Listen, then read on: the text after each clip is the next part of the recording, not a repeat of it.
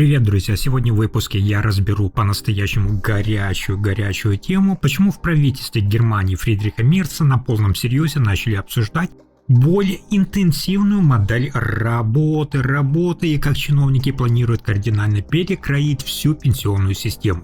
Еще мы с вами детально разберем громкое заявление министра экономики Катарины Райхе, которая предложила пойти на серьезные меры ради поддержки немецких заводов. А также вас ждет разбор масштабного закона, который готовится на это лето. Власти Германии хотят официально ограничить часть возможностей досрочного выхода на пенсию и наоборот увеличить продолжительность трудовой активности. Я сделаю анализ сравнений, чтобы вы понимали, сколько реальных часов работы в Германии и в Азии. И обязательно выясним, сколько дополнительных лет в профессии может появиться у пожилых сотрудников из-за новой системы так называемой активной пенсии.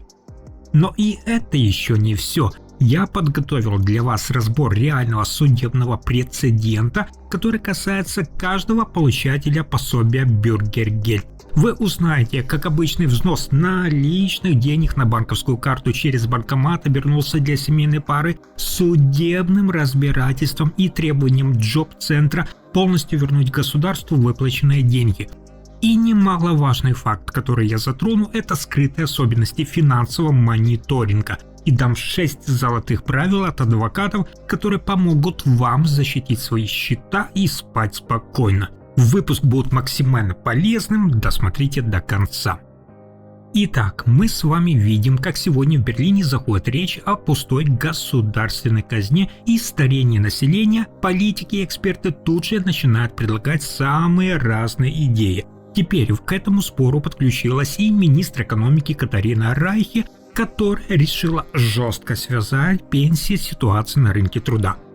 То есть, по сути, ее позиция во многом повторяет курс канцлера Фридриха Мерца, который уже давно говорит о необходимости увеличения объема работы в экономике. Напомню, друзья, глава правительства еще в январе прямо заявил: жителям Германии пора пересмотреть отношение к сокращению рабочего времени, иначе экономика может столкнуться с серьезными трудностями. И вот прямо теперь министр экономики Катарина Райхе рассказывает о масштабном законопроекте, который коалиция готовит к лету текущего года. Открыто объявила, государство должно создать условия для увеличения общего количества рабочих часов. По ее мнению, необходимо пересмотреть возможность для досрочного ухода на пенсию. То есть чиновники предупреждают бизнес, что без этого Германия даже со своей хваленой, скажем так, немецкой производительностью в ближайшие годы может проигрывать мировую конкуренцию другим странам. Чтобы доказать свою правоту и заставить людей работать дольше, Катарина Райхе привела наглядное сравнение с Китаем. По официальной статистике ведомств, в Германии обычный работник трудится в среднем около 1337 часов в год. А вот в Китайской Народной Республике люди работают около 2000 часов в год.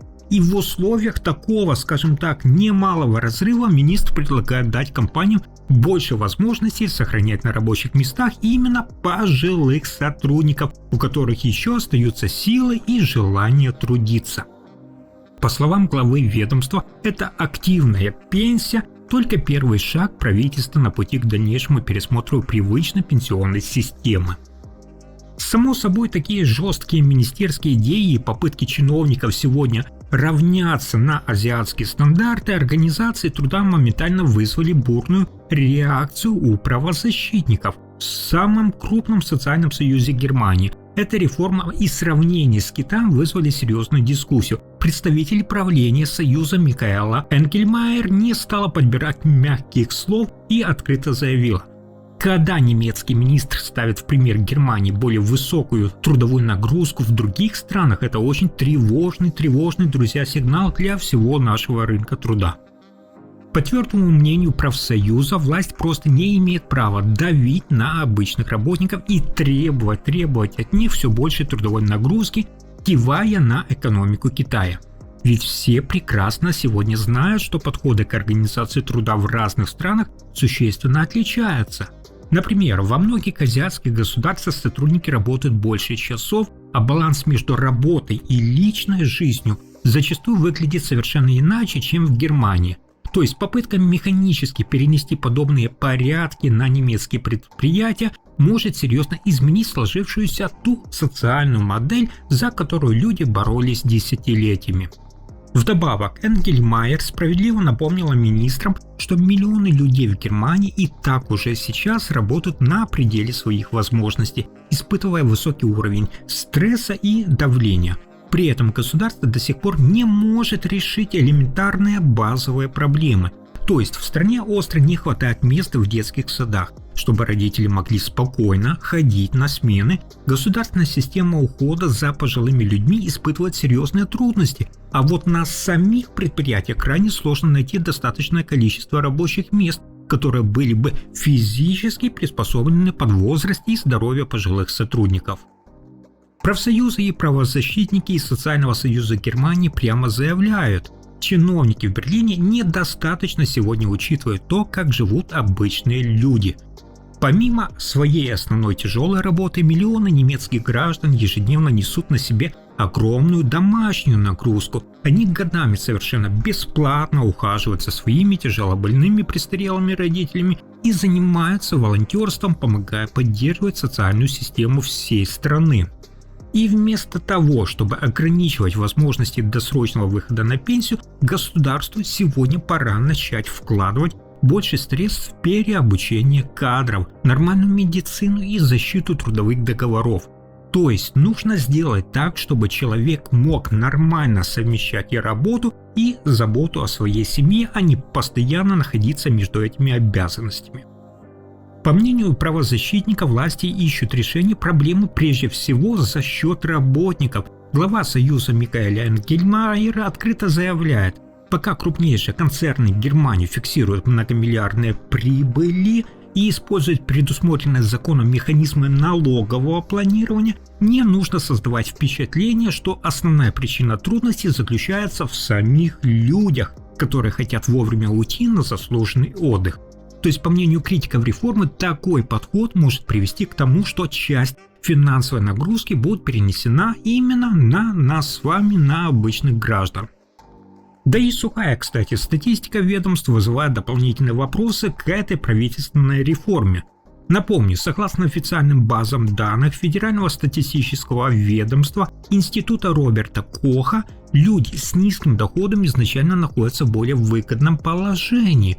Почему? Потому что у обычных работников с небольшими зарплатами продолжительность жизни в среднем, я напомню, на несколько лет ниже, чем у более обеспеченных граждан. Поэтому часть таких людей пользуется пенсионными выплатами меньше времени. Критики реформы считают, что дальнейшее повышение пенсионных порогов может еще сильнее затронуть именно эту категорию населения. И вот здесь, друзья, мы с вами подошли к еще одной очень важной теме, где рассмотрим более приземистые и бытовые финансовые вопросы, с которыми получатели государственных пособий в Германии сталкиваются буквально каждый день. Итак, если вы являетесь получателем гражданского пособия в Германии, вам нужно твердо усвоить одно важное правило. Ведомство по трудоустройству, то есть Джоб-центр, внимательно проверяет любые поступления денег на банковский счет получателя пособия. Особое внимание немецкие чиновники нередко привлекают внесение именно вами наличных купюр через банкомат. Огромное количество людей даже примерно не догадываются, что такой взнос без документального подтверждения происхождения денег может привести к дополнительным вопросам со стороны ведомства Джоб-центра и проверки права на получение государственной поддержки. Сегодня судебная практика показывает, что подобные ситуации нередко становятся предметом разбирательств. Например, суд в Берлине детально рассмотрел дело одной семейной пары, которая получила социальное обеспечение. Супруги внесли наличные евро на свой личный счет, после чего Джоб-центр, инспектор, поставил под сомнение происхождение этих средств и потребовал провести дополнительную проверку. В дальнейшем ведомство потребовало вернуть часть ранее выплаченных средств социального пособия. Пара попыталась оспорить это решение и наняла в свою очередь адвокатов. Однако берлинские судьи поддержали позицию именно ведомства Джоб-центра. Как же обычным людям не попасть в подобную юридическую ситуацию и защитить свой кошелек от неприятных последствий, спросите вы? Давайте же детально разберем эту жизненную ситуацию, чтобы понять саму внутреннюю логику этих проверок. Представьте самую обычную работающую семью. Мужчина трудится барменом в локальном кафе, а его жена подрабатывает помощницей по хозяйству и на полставки числится в офисе. Общих официальных денег, которые они приносят домой, не хватает на самом деле на оплату аренды квартиры и покупку продуктов, поэтому государство им на законных основаниях и доплачивает социальное пособие Бюргергельд. То есть люди честно декларируют свои скромные зарплаты, и на первый взгляд выглядит все абсолютно прозрачно и легально. Однако у социальной системы Германии есть свои особенности, на которых регулярно возникают спорные ситуации между получателями пособием и ведомствами. И когда чиновники из Центра занятости Джоб-центра принялись досконально пересчитывать, какая именно сумма государственной поддержки положена этой семье, они в плановом порядке запросили у супругов полные банковские выписки за последние месяцы. И именно в этот момент на свет всплыла одна существенная деталь, которая моментально перевернула абсолютно все дело с ног на голову. Как указано в официальных материалах Земельного социального суда Берлина-Бранденбурга, инспекторы обнаружили на банковском счету мужчины регулярно и достаточно, друзья, крупные взносы наличных денег. Эти суммы сильно превышали те средства, которые пара могла бы получить от своей официальной подработки в офисе или, например, в том же баре. Чтобы понять, почему чиновники так внимательно изучили эти транзакции, важно четко разделять два фундаментальных понятия в немецком праве. Согласно внутренним инструкциям Федерального агентства по труду, социальная служба разграничивает доход и личное имущество человека. Доходом официально считают сегодня любые новые регулярные поступления денег, которые приходят к вам уже в процессе получения пособия. Например, та же текущая зарплата, подарки или переводы от родственников.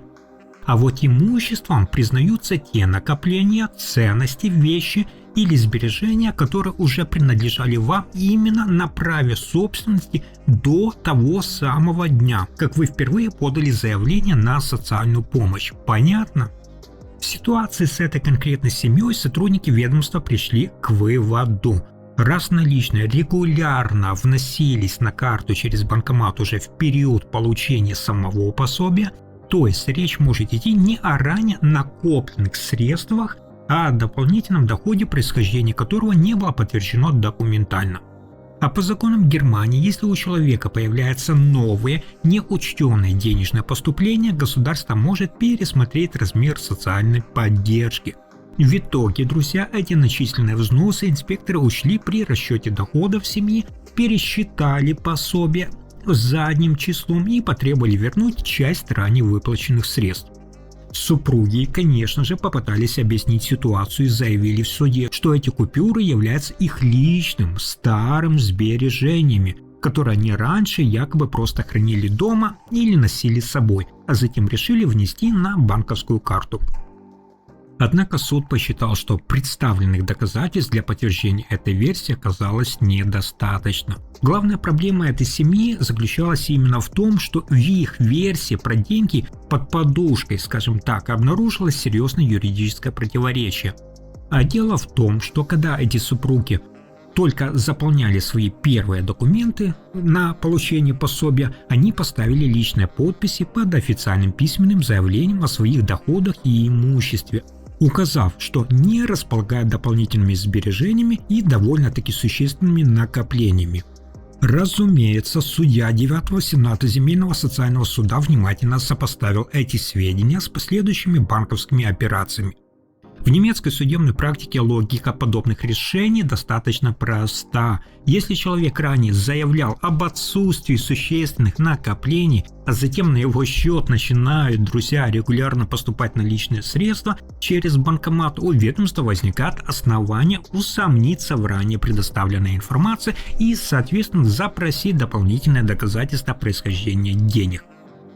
В своем итоговом решении берлинские судьи отдельно напомнили один важный принцип немецкого социального права. Даже после назначения пособия обязанность подтверждать право на получение выплат и предоставлять достоверные сведения о своем финансовом положении остается именно за самим получателем помощи. То есть, если говорить сегодня совсем простым языком, то при возникновении вопросов относительно происхождения ваших денежных средств именно получатель пособия должен представить документы и объяснения, подтверждающие его позицию.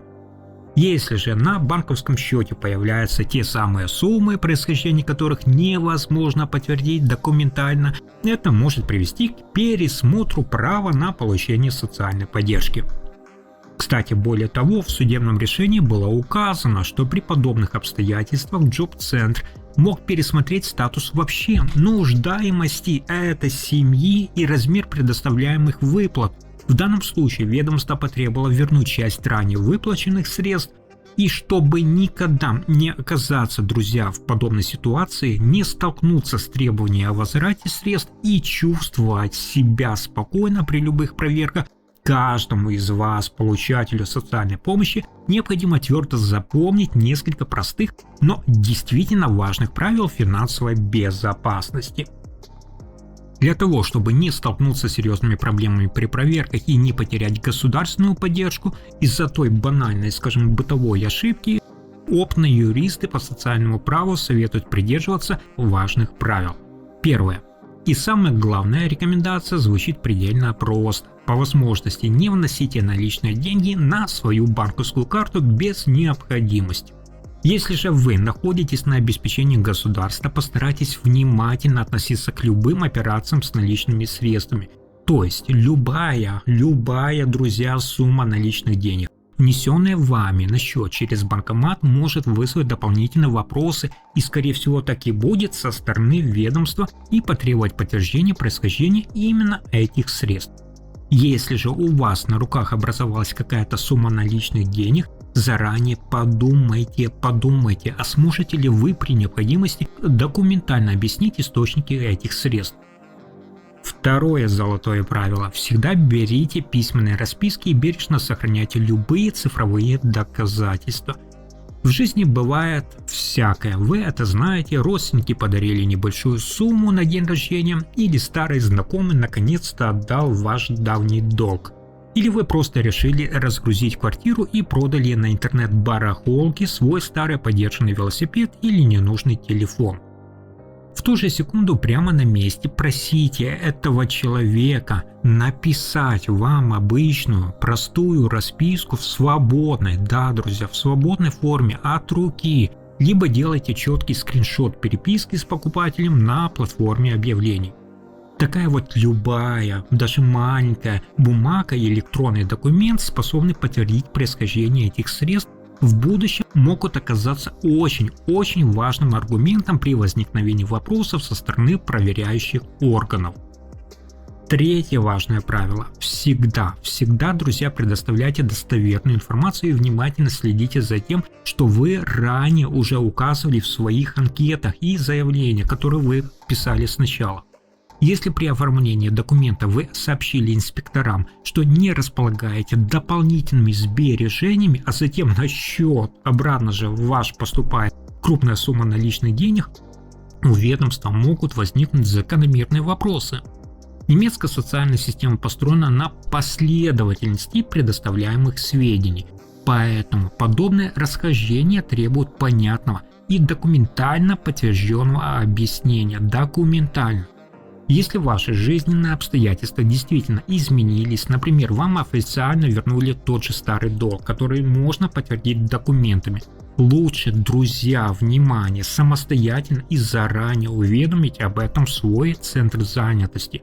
Практика сегодня показывает, что своевременное информирование ведомства обычно помогает избежать дополнительных вопросов и тех самых длительных разбирательств.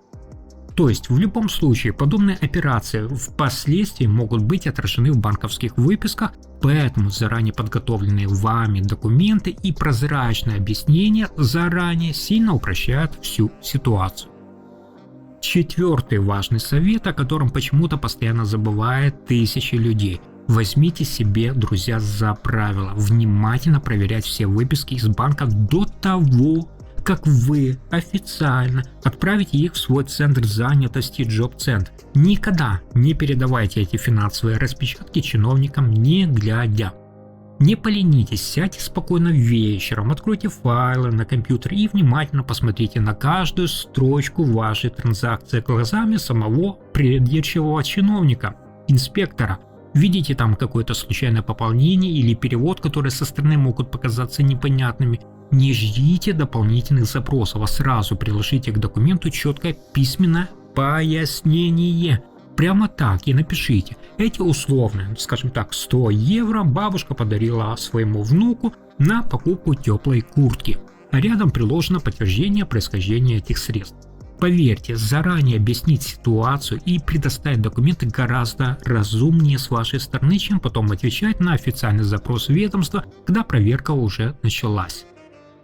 Пятый критически важный совет. Никогда, друзья, никогда не путайте свои собственные банковские счета и умейте грамотно их разделять.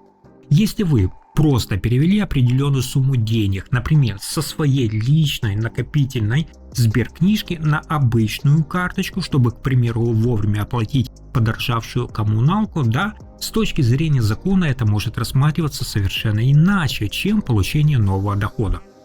Но проблема в том, что без пояснений, обратно же, пояснений подобной операции могут вызвать дополнительные вопросы при проверке документов. И чтобы обратно же избежать ненужных недоразумений, всегда максимально подробно указывайте назначение перевода и сохраняйте подтверждающие документы. В немецких реалиях сегодня лучше заранее позаботиться о прозрачности своих финансовых операций, чем потом тратить ваше время на разъяснение и переписку с ведомствами и в худшем случае на суды. Ну и наконец, шестое золотое правило: если у вас возникают хоть малейшие сомнения, никогда, друзья, не стесняйтесь вовремя проконсультироваться со специалистом. Не знаете наверняка, как может повлиять на выплаты денежный подарок от родственника, продажа старой мебели или внесение наличных средств на счет? Поэтому лучше заранее обратиться за консультацией в местную независимую социальную службу, благотворительную организацию вроде Caritas или в тот же центр помощи иммигрантам. Там специалисты подскажут вам, какие именно документы желательно подготовить и как правильно уведомить ведомство о произошедших изменениях.